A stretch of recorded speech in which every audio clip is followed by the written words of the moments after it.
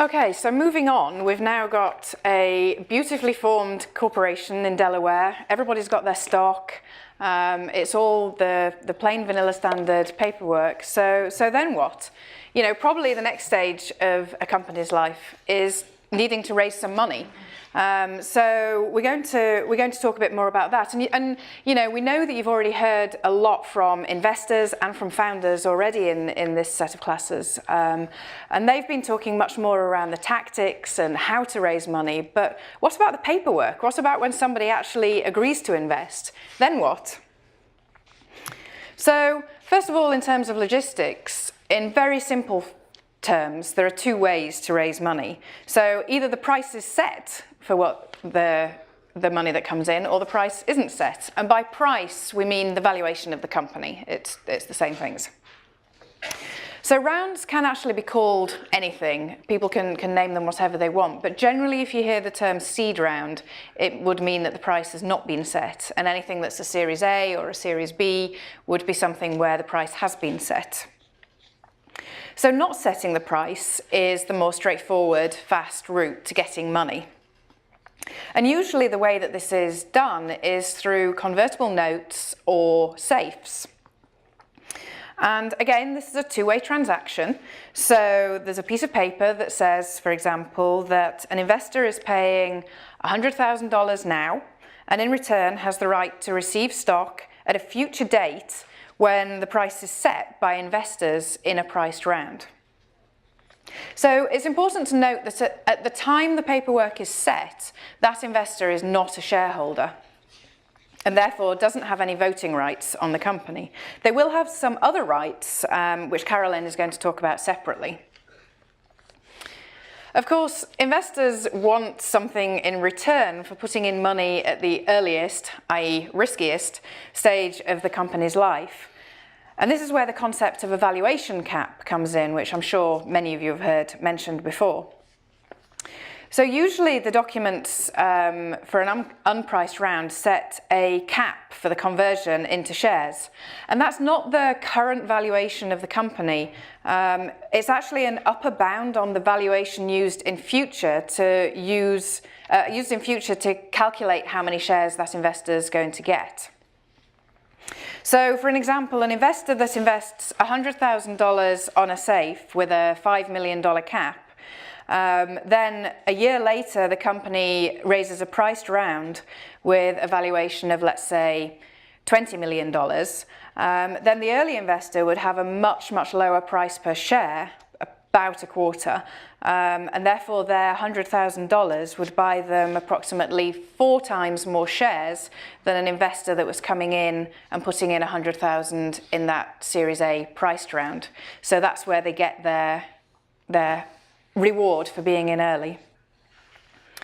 So again, this is another situation where you need to make sure you have the signed documents and you know where they are, because different investors may have different rights, and so you need to know what those things are. And again, services like Clerky can help with that. They have very standard documents that most of our YC companies use to raise money on. A couple of other things to think about when you are raising money. Hopefully you've got a really hot company that's doing great and it's really easy to raise money, but you should be aware that all these people throwing money at you does have some downsides. So the first thing is to understand your future dilution. So if you raise, let's say, $2 million on safes with a valuation cap of $6 million, then when those safes convert into equity, those early investors are going to own about 25% of the company. And that's going to be in addition to the investors that are coming in at that priced round who may want to own 20% of the company. So you've already at that point given away 45% of the company. So is this really what you want? And you know, the answer might be yes. Remember that some money on a low valuation cap is infinitely better than no money at all. And if those are the terms that you can get, then take that money. But it's just something to be aware of and to follow through the whole process so that you can see where this is going to lead you down the road.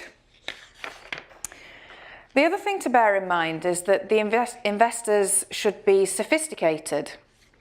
And by that we mean that they have enough money to be able to invest, and that they understand that investing in startups is a risky business. You know, we see so many companies coming into us that say, oh yeah, my uncle put money in, or my neighbour put money in, and they've put in $5,000 or $10,000 each. And often those are the investors that cause the most problems going forward, because they don't understand how this is a long-term game. And so, you know, they get to the point where they're sitting thinking, I could actually do with that money back because I need a new kitchen. Or, you know, this startup investing is not actually as exciting as all the TV shows and movies made it out to be.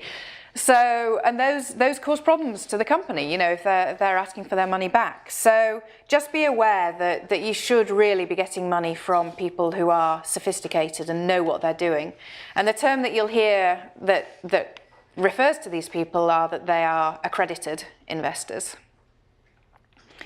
So really the main points here is keep it simple, raise your money using standard documents, make sure that you have people who understand what they're getting into and understand what you're getting into in terms of future dilution.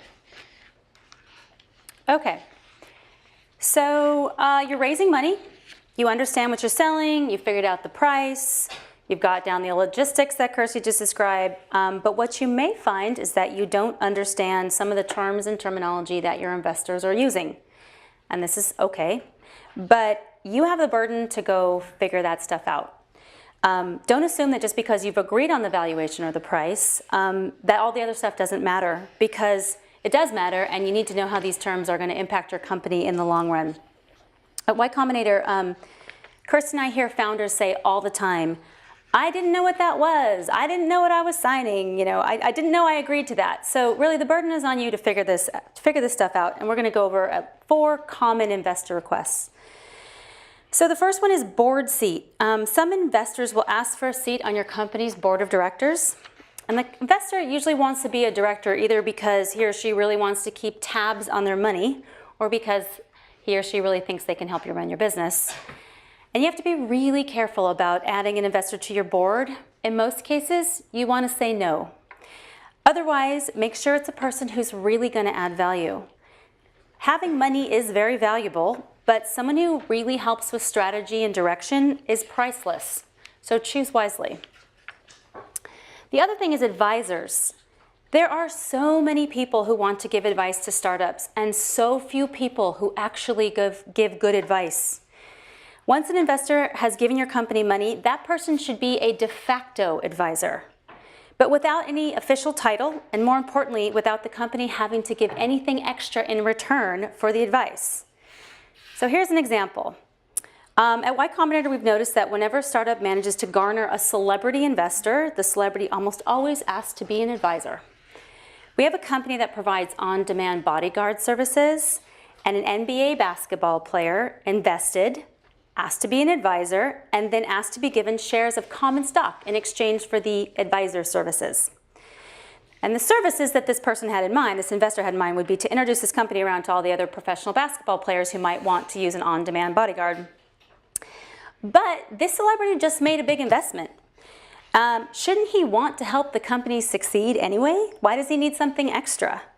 All investors who can help should do so. Asking for additional shares is just an investor looking for a freebie. Okay, next we're going to talk about pro rata rights. What are pro rata rights? Some of you may have heard of this before, but very simply, it's the right to maintain your percentage ownership in a company by buying more shares in the company in the future. Pro rata rights are a way to avoid dilution, and dilution in this context means owning less and less of the company each time the company sells more stock to other investors. So this is a really basic example, but say an early investor buys shares of preferred stock and ends up owning 3% of the company once the financing has closed. Then the company raises another round of financing, and the company will go to this investor who negotiated and got pro rata rights and say, hey, we're raising more money, so you're welcome to buy this many shares in the new round to keep your ownership at approximately 3%. That is pro rata rights at their very most basic. So pro rata rights are a very common request from investors, and they are not necessarily a bad thing, but you absolutely as a founder need to know how pro rata rights work. Especially because, Kirsty touched on this a little bit, the corollary to an investor having pro rata rights to avoid dilution is that the founders typically suffer greater dilution. So the final thing is information rights. Investors almost always want contractual information rights to get certain information about your company. Giving periodic information and status updates is not a bad thing. In fact, at YC, we encourage companies to give monthly updates to their investors because it's a great opportunity to ask for help from your investors, like introductions or help with hiring, that kind of thing. But you have to be really careful about overreach. Any investor who's saying they want like a monthly budget or a weekly update, that's not okay. So the takeaway here is that just because the type of financing and the valuation has been negotiated doesn't mean that everything else is unimportant. You need to know everything about your financing.